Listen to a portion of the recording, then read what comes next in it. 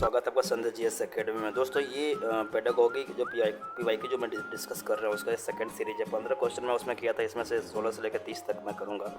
ये question paper दोस्तों जो लास्ट ऑफलाइन पेपर सीटेट का हुआ था, मतलब जो 2019 में हुआ था, उसी का है, उसी का मैं डिस्कस करने वाला हूँ दोस्तों।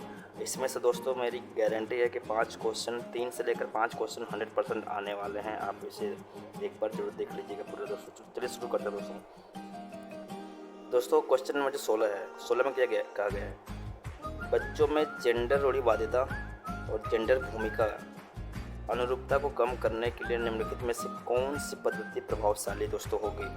दोस्तों ये पूछ रहा है जो जेंडर मतलब कि जो बच्चों में जो कंजर्वेटिव नेस लेकर है, या जो उनको है जेंडर जो भूमिकाओं को लेकर मतलब जो क्वेश्चन है जो नहीं जानते, तो उनको मतलब कैसे मतलब कि कम करने के लिए क्या मतलब टीचर को क्या करना चाहिए। तो दोस्तों ये है ऑप्शन नंबर जो 3 है, जेंडर बायसनेस को लेकर जो दोस्तों उनसे चर्चा करना चाहिए, परिचर्चा करना चाहिए, उसके बारे में जेंडर बायसनेस को लेकर बातें बतानी चाहिए कि नहीं ये सही नहीं है, सभी इक्वल हैं, मतलब कि ये सब उनको ये चीज़ें बतानी चाहिए दोस्तों।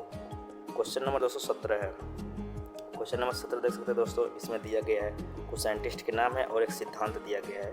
ये पूछ रहा है देखिए, इसमें मनोवैज्ञानिक ने बच्चों को ज्ञान के सक्रिय जिज्ञासु के रूप में देखते हुए उनके चिंतन पर सामाजिक एवं सांस्कृतिक विषय वस्तुओं के प्रभाव को महत्व दिया है। तो दोस्तों ये आंसर जो है लेव वाइगोत्स्की है। दोस्तों ये सब साइंटिस्ट हैं, इनको कम से कम इनसे एक दो जिसमें से ये हो गए, ये हो गए, ये हो गए, बहुत ही इंपॉर्टेंट है, इनसे क्वेश्चन आने ही आने हैं दोस्तों, आप इसे रट लीजिएगा। ठीक है दोस्तों। क्वेश्चन नंबर दोस्तों देख सकते हैं कि 18 है। क्वेश्चन नंबर 18 में क्या कहा गया है? भाषा के अर्जन और विकास के लिए सर्वाधिक संवेदनशील अवधि कौन सी है? दोस्तों ऑब्वियसली प्राइमरी लेवल की जो मतलब उनकी जो एज है वो है प्रारंभिक बाल्यावस्था जो है, ये इम्पोर्टेंट है दोस्तों। क्वेश्चन नंबर 19 के बारे में बात कर लेते हैं। क्वेश्चन नंबर 19 क्या कहता है? कौन सी लॉरेंस कोलबर्ग, अब देखो ना लॉरेंस कोलबर्ग आ गए यहाँ पे, द्वारा प्रस्तावित नैतिक विकास की एक अवस्था है, कौन सी है? तो इनमें सामाजिक अनुबंध अभिविन्यास जो है ये दोस्तों नैतिक विकास के लिए एक विकास की एक अवस्था है, इन्होंने ये बताया है दोस्तों। क्वेश्चन नंबर 20 है। क्वेश्चन नंबर 20 में क्या कहा गया? निम्नलिखित व्यवहार में से कौन सा जीन पियाजे? दोस्तों ऊपर जो चारों साइंटिस्ट है, चारों साइंटिस्ट आपको क्वेश्चन मिलेंगे इसमें। जीन दो से मिल चुके हैं, तीसरे हैं ये। जीन पियाजे के द्वारा प्रस्तावित मूर्त सक्रियात्मक अवस्था को विशेषित करता है। तो दोस्तों ओब्वियसली इनका है संरक्षण कक्षा और समावेशन, मतलब कि इनका जो जीन पियाजे का ये जो थियरी है मूर्त सक्रियात्मक अवस्था को स्पेसिफाइड ये करता है दोस्तों। क्वेश्चन नंबर जो 21 है, देख सकते हैं कि बच्चों के संज्ञानात्मक विकास के संदर्भ में निम्नलिखित में से कौन सी जीन पियाजे की संरचना है? तो दोस्तों जीन पियाजे से 2 क्वेश्चन है। जीन पियाजे कितने इंपॉर्टेंट है दोस्तों आप समझ सकते हैं, इनको आप पढ़ के जाइएगा, क्योंकि ये सब क्वेश्चन रट लीजिएगा, सीधे सीधे क्वेश्चन आ जाते हैं, कोई इसमें बड़ी चीज़ नहीं है। तो क्या है दोस्तों? स्कीमा, इसका आंसर क्या है? स्कीमा। जीन पियाजे स्कीमा, सीधे सिंपल से याद रखना, स्कीमा कहीं वर्ड आएगा तो सीधे इनका होगा, जीन पियाजे का होगा, ये मतलब ऐसे याद करते हैं लास्ट टाइम में। और दोस्तों क्वेश्चन नंबर 22 है। जिक्सा पहले को करते समय 5 वर्ष की नजमा एक लड़की है, स्वयं से कहती है नीला टुकड़ा कहाँ है? नहीं यह वाला नहीं, गाढ़े रंग वाला जिससे यह जूता पूरा बन जाएगा। इस वार्ता को जो वाइगोत्स्की जो साइंटिस्ट हैं किस तरह संबोधित करते हैं दोस्तों? ये व्यक्तिगत वार्ता को मतलब कि संबोधित करते हैं।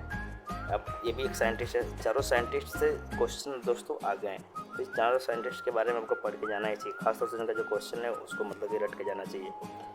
अब दोस्तों मतलब ये क्वेश्चन है, क्वेश्चन नंबर 23, बच्चों को संकेत देना, आवश्यकता पड़ने पर सहयोग प्रदान करना निम्नलिखित में से किसका उदाहरण है?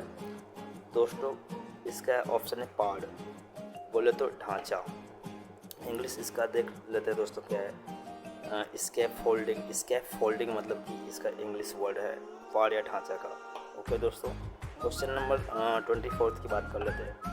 रूही हमेशा समस्या के एकाधिक समाधानों के बारे में सोचती है, इनमें से काफ़ी समाधान मौलिक होते हैं। रूही किन गुणों का प्रदर्शन कर रही है? दोस्तों ऑब्वियसली खुद सोच रही है, खुद कर रही है, तो क्रिएटिव है, बोले तो सृजनात्मक विचारक होता है दोस्तों इसका। ऑप्शन नंबर थर्ड है ये क्रिएटिव, मतलब कि क्रिएटिव थॉट्स, क्रिएटिव थिंकर्स, ये थिंक कुछ भी कह सकते हैं। क्वेश्चन नंबर 25 देख सकते हैं। क्वेश्चन नंबर 25 में क्या कहा गया है, आकलन का प्राथमिक उद्देश्य क्या होना चाहिए, मतलब असेसमेंट का जो प्राइमरी जो ऑब्जेक्टिव क्या होना चाहिए। असेसमेंट का ऑब्जेक्टिव क्या होता है, संबंधित अवधारणाओं के बारे में बच्चों की स्पष्टता और भ्रांतियों को समझना, मतलब जो भी जिस बारे में भी बच्चे बता रहे हैं, लिख रहे हैं, जो पढ़ रहे हैं, उनकी जो क्लैरिटी वो जानना, प्लस जो कन्फ्यूजन है उनको वो समझना बहुत इंपॉर्टेंट है, इसीलिए असेसमेंट किया जाता है किसी भी चीज़ का। क्वेश्चन नंबर 26 से देख सकते हैं। क्वेश्चन नंबर 26 में क्या कहा गया है, दोस्तों निम्नलिखित कथनों में से कौन सा बुद्धि के बारे में सही है। दोस्तों बुद्धि के बारे में क्या, जो माइंड है मल्टी डायमेंशनल है और जटिल योग्यताओं के एक समूह, क्योंकि हमारे दिमाग में बहुत तरीके की क्वेश्चंस उठते हैं, बहुत कुछ मतलब हमारे दिमाग में, वैसे एक बच्चे के दिमाग में भी दोस्तों ये सब हो सकता है, उठ सकता है क्वेश्चन। तो ये क्या है, मल्टी डायमेंशनल एक एस्पेक्ट है, और प्लस ऑब्वियसली कॉम्प्लेक्स है, माइंड बहुत ही कॉम्प्लेक्स है, किसी का भी कुछ भी किसी समय कुछ भी सोच सकता है। पठन वैफल्य बच्चों के प्राथमिक लक्षण क्या हैं, ये दोस्तों एक डिसऑर्डर है पेडागोगी में, देख सकते हैं कि डिसलेक्सिया जो एक बीमारी है बच्चों में, ये क्या करता है कि इनएबिलिटी टू रीड फ्लुएंटली, मतलब कि ये बच्चों में वो डेवलपमेंट करती है जिससे कि वो फ्लो में पढ़ नहीं पाते हैं, पढ़ने में मतलब कि अक्षम हो जाते हैं, पढ़ नहीं पाते हैं, कैपेसिटी कम हो जाती है। अब दोस्तों आरटीई के बारे में पूछ दिया, पेडागोगी से रिलेटेड देख सकते हैं यहाँ समावेशी विकास है।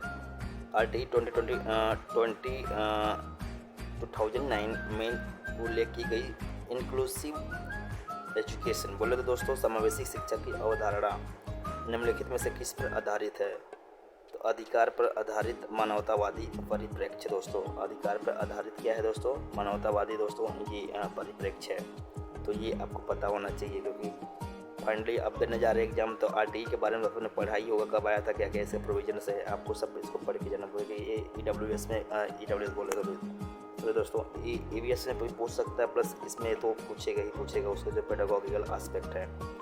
क्वेश्चन नंबर 229 है। क्वेश्चन नंबर 29 में क्या कहा गया, शिक्षण अधिगम प्रक्रिया में वंचित समूह से संबंधित विद्यार्थियों के द्वारा सहभागिता कम होने की स्थिति में एक शिक्षक को क्या करना चाहिए।